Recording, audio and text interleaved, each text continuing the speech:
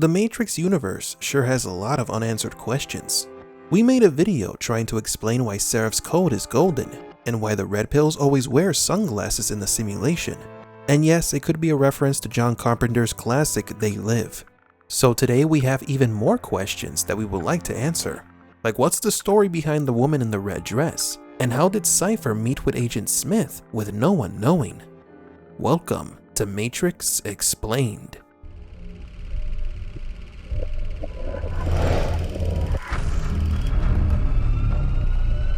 Welcome to the desert of the real. We would like to announce our new giveaway. Many of you really wanted a copy of the Matrix Comics 20th Anniversary Collection, so we will be once again giving away a free copy of this graphic novel with a poster of the original 1999 Matrix film. For your chance to win, subscribe to this channel, leave a like on this video, and leave in the comment section below which character would you like to see return in Matrix 4 and why.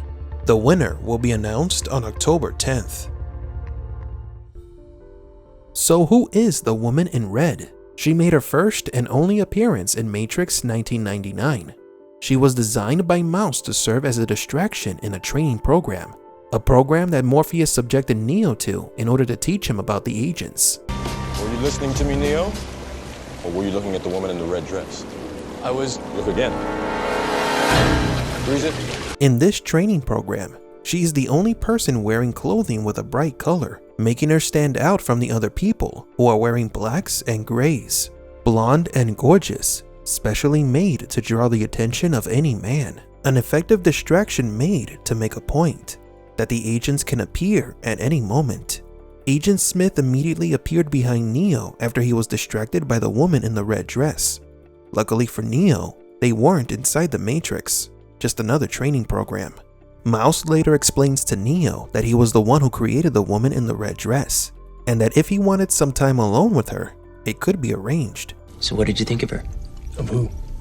The woman in the red dress. I designed her. She doesn't talk very much, but if you'd like to meet her, I can arrange a much more personalized meal. But who was she really? Was she just a titillating creation of Mouse? First impressions are that the woman in red doesn't exist. She's a deception program.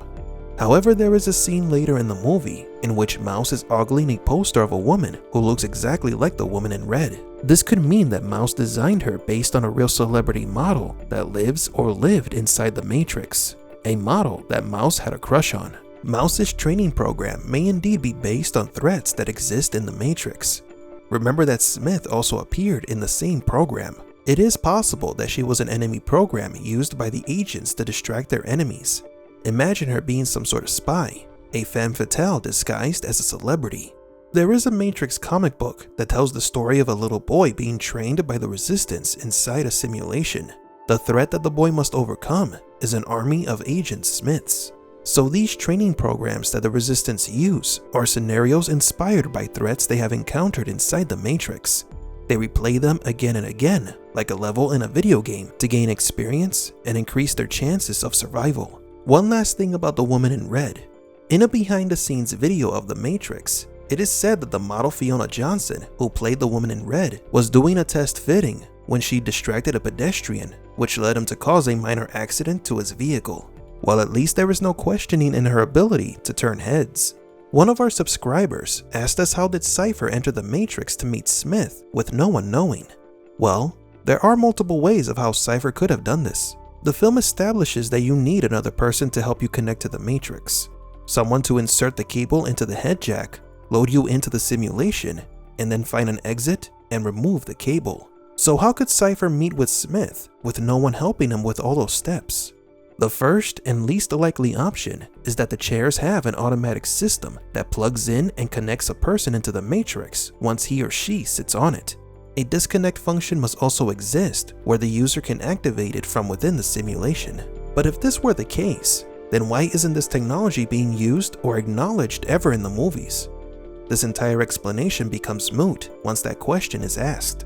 The second option is that there is another traitor among the crew. A person who helped Cypher connect and disconnect from the Matrix. An interesting proposal, but one that doesn't hold much water either. That's because no one else showed any discontent with reality as Cypher did. Or maybe this supposed traitor just did a better job in hiding their unhappiness. Even if it was possible or not, it doesn't matter, because that traitor would eventually be killed by Cypher, erasing all evidence of his scheme. But that's an entirely different can of worms. The third and most probable option is the following. The Matrix begins with a conversation between Trinity and Cypher. Cypher seems to be upset that Trinity connected to the Matrix to relieve him when it wasn't her turn to enter. Yeah. Is everything in place? You weren't supposed to relieve me. I know, but I felt like taking a shift. As we saw at the beginning of the movie, Trinity was alone. This means that each member of the crew takes individual turns inside the Matrix. So Cypher may have had his little dinner meeting with Smith during one of his shifts. Yet the lingering question remains, how did no one from the crew notice that Cypher was having steak with an agent? Anyone watching the monitors could see what was happening in the Matrix. The answer is simple. Cypher hacked the computers. He changed the images on the monitors. When Neo startles Cypher, he's alone in front of the monitors. Maybe the reason for Cypher's reaction was because he thought he was caught doing something that he shouldn't be doing. Whoa! Neo, you scared the bejesus out of me. But luckily for Cypher, Neo couldn't see through the Matrix code. Maybe the monitor showed something other than a blonde, a brunette, and a redhead. How convenient that after Neo leaves, we jump right into the scene with Cypher making a deal with the agents. The last question of the day comes from another one of our subscribers. Joe Funk asks, if the Architect has control over the Matrix entities, such as the agents, why are they so hellbent on preventing Neo from returning to the source, long after it's been established that he is the eventuality and anomaly that is planned to do so? This relates to the deterministic system of the Matrix. It's not only important for certain things to happen, but how they happen. If Neo didn't face any adversity, then his path towards becoming the One could have been skewed. He might have never become the anomaly at all. His choices could have led him away from reaching the Oracle, the Architect, and the Source. Part of the balance that the Architect talks about is cause and effect, as exemplified by the Merovingian. The Matrix has rules and equations that must be followed and balanced. This is a phenomenon that also occurs in video games. For certain bugs and glitches to happen, specific steps must be followed. Steps that sometimes don't make any sense, but result in breaking the code. A common practice for professional speedrunners. For the Matrix to work at a 99% effectiveness, similar elements must always be repeated, because if any variables change, the entire simulation can crash. This is what happened when Smith went against the system and started to infect the Matrix. The root of this imbalance began when the Oracle planted the seeds of love between Neo and Trinity into the equation. Thus, the anomaly would eventually infect the agent, and this corrupt agent would break the balance of the Matrix. This is why the Architect's response towards the Oracle is quite resentful.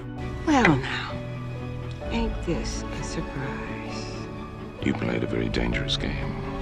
Change always is. Changing and adding elements unbalances the Matrix. So if the anomaly had faced resistance from the agents in previous versions of the simulation, he must do so again to ensure he follows the same path, leading to the same objective. In science, elements must be replicated in order to reach the same result.